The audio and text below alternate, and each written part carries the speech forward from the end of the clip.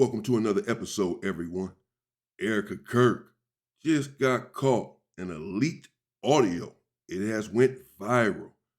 She was talking about Charlie Kirk and his death and talking to people that had an event.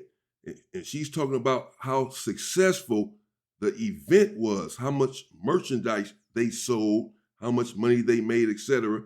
And this was 11 days after Charlie Kirk's death. Her husband, Candace Owens, leaked the audio or dropped the audio.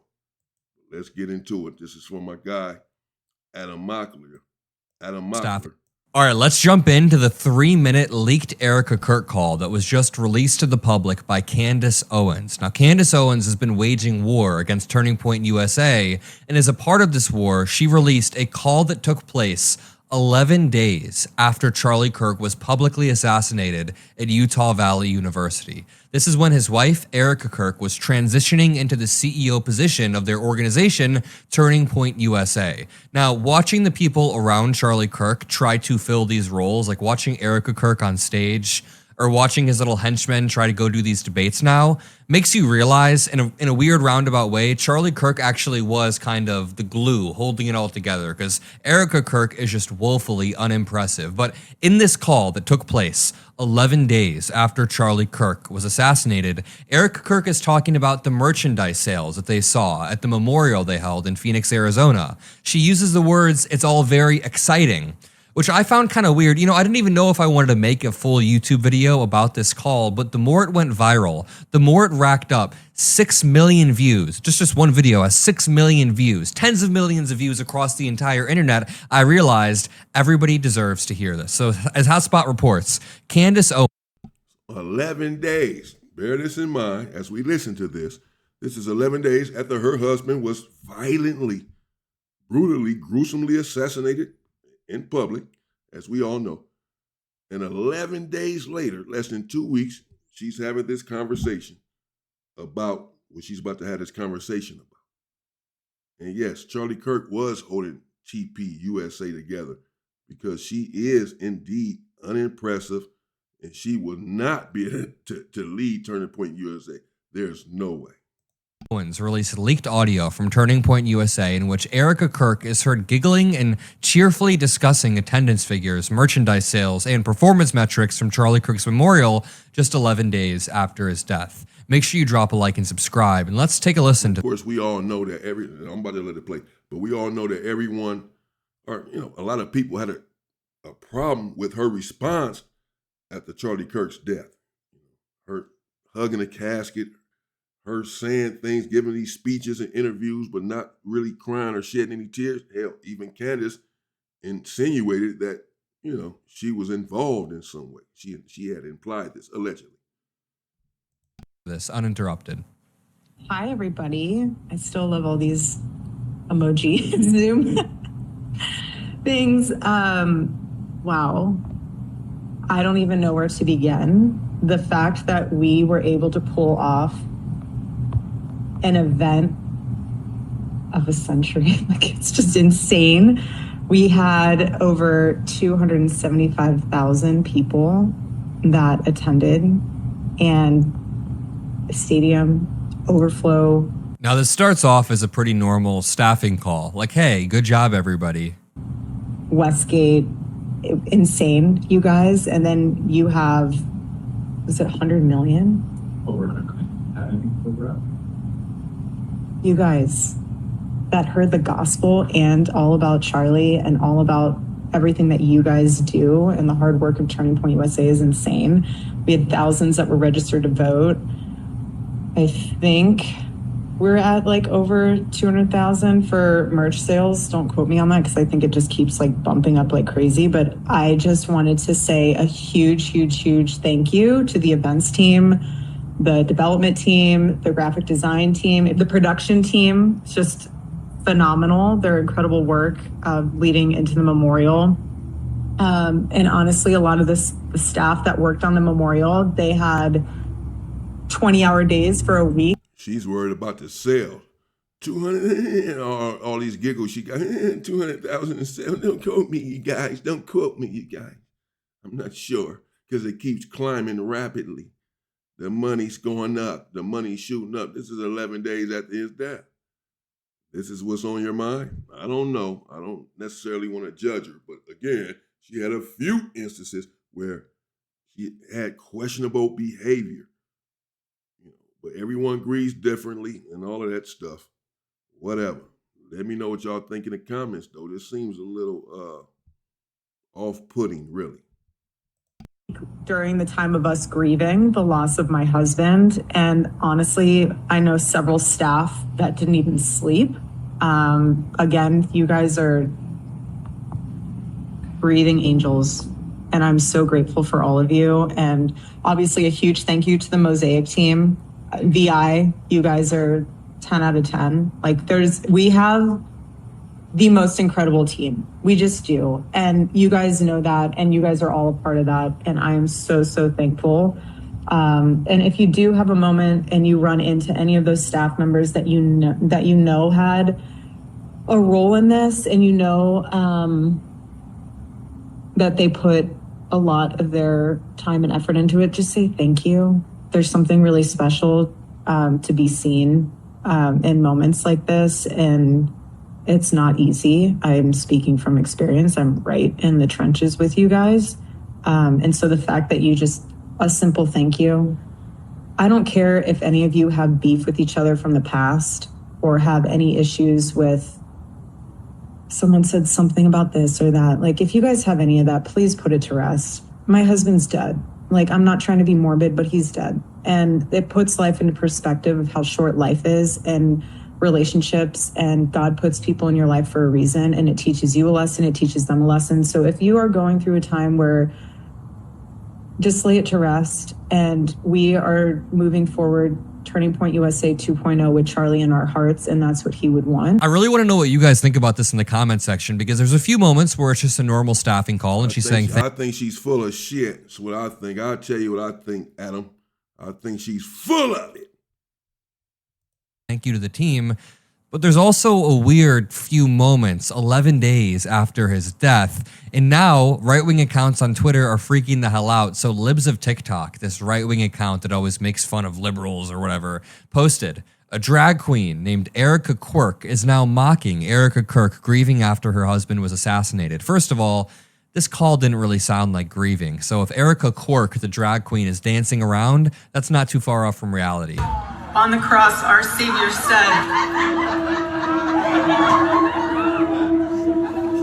that may be one of the funniest drag names I've ever seen. This is such a fire drag name, I almost liked the right-wing hate tweet because it's just so great. Now, another Charlie Kirk-related own that just happened on Twitter, the Libertarian Party posted, if only he had followed his own advice. And this is Alex Preddy, a photo he posted during COVID saying, staying home saves lives. Just disgusting. Someone replied, for being a state Libertarian Party, you sure like to have Trump and the feds boots shoved down your throat. The Libertarian Party said, do you disagree that staying home would have saved his life? And then Sid on Twitter comes in with just a haymaker, says, do you disagree that Charlie Kirk staying home would have saved his life? Which is such an amazing own, because the Libertarian Party, the party that generally argues for less government restrictions, more freedom, is now not only no, he doesn't have to stay at home. Charlie Kirk didn't have to stay at home. You have the freedom to leave your home in this country. You also have the freedom to assemble and protest. You have a constitutional right. Me, myself, the Constitution is not universally applied. It didn't apply to me and my people. I don't really care about the Constitution. Neither does Trump. Neither does this administration. So don't come for me. Trump doesn't care about the Constitution either. He's flouted the Constitution time and time again. These individuals have a right to assemble constitutionally. So he doesn't have to stay at home. But this is how it is. These right-wingers are extremists.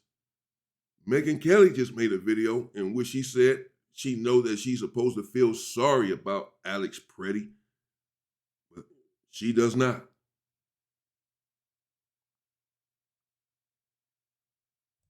defending state executions of people who dissent but is now also making the argument that you should stay home. Just don't leave your house. Cede all of the freedom you have. The First Amendment, the Second Amendment, the Fourth Amendment, the 14th Amendment. Cede everything you have in order to stay home and stay maximally safe. Yeah, if Alex Preddy would have never left his house, there would have been a less chance of him dying, sure. If Charlie Kirk would have never ever left his house or gone to work or gone to Allen College campus, he would probably still be home. But this is America where we have freedom. The Libertarian Party arguing against that is effing wild. Here's the reality. A lot of these people, the Libertarian... It's not wild, Adam. It's not wild. It's not crazy.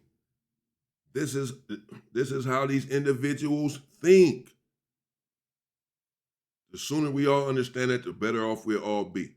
They're only upset now anyway, because it's hitting home now. The violence is hitting home. As long as it was happening to other people, minorities, it was fine. They didn't care and didn't protest. Now that it's hitting home, they all have something to say about it. But this is the America that we've been living through for centuries, and we've been trying to tell you this. You need to get your ass out in the street and start fighting. Stand up.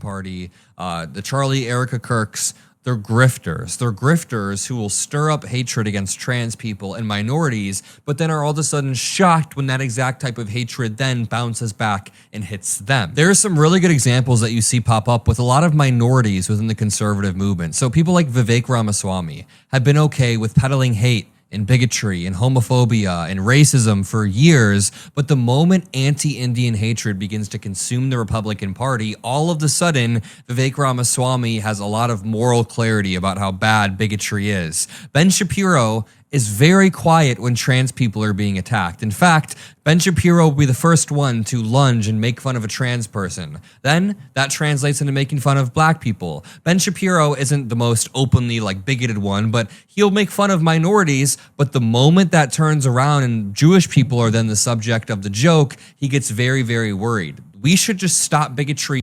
Yeah. You hypocrites, you spineless cowards. You always want to talk about me, talk about my people, and then when someone talks back about you, says something about you, you want to get all in your feelings and get hurt and start crying and complaining like little girls. Don't have a heart full of hatred, and certainly don't dish it out if you cannot take it. Stop with your bigotry. If you don't want anyone feeling the same about you and then expressing those feelings, it's outrageous that these individuals can be so hateful. And then when someone even mutters a word about them and their hatred, they take umbrage. Outrageous. At the door before it enters the movement. You can't just stop it before it hits you, but time and time again, we see these conservative figures, even some black figures within the movement who are like, wait a minute, I was okay making fun of gay people and making fun of Indian people or trans people, but I didn't realize we were this racist. Or a lot of Hispanic people. I mean, the unfortunate reality is a lot of Hispanics moved towards the conservative movement in droves this last election cycle, but the reality is they've moved back because they realize this party is not for them. So these conservative grifters use this type of hatred to get into power, and then after they do, they're mad when they become the subject of this type of joke. It's disgusting, despicable. I'm gonna leave it there. I love you all. I'll see you in the... Yeah, it is disgusting and despicable. And let me know what you all think in the comments. I'm not necessarily going to leave it there because what they do is just that. And yeah, they did leave in droves and go to the conservative party, only to find out that Trump didn't care about them and, is out here brutalizing them and sending them back. And now they want to come back in droves. So frustrating. Make up your mind. And, you individuals that want to disseminate hatred, do not complain when it comes back on your doorstep. Erika Kirk, you know exactly what you are about and what your husband was about. And then when someone makes fun of you, you get all emotional. I don't understand it. It's just okay for these people to hate but they don't expect anyone to feel the same about them. It's unbelievable. Stop your hatred. But there you have it. Leak call, Erika Kirk. I'm interested to know what you all think in the comments. You know, she just seemed pretty light about everything.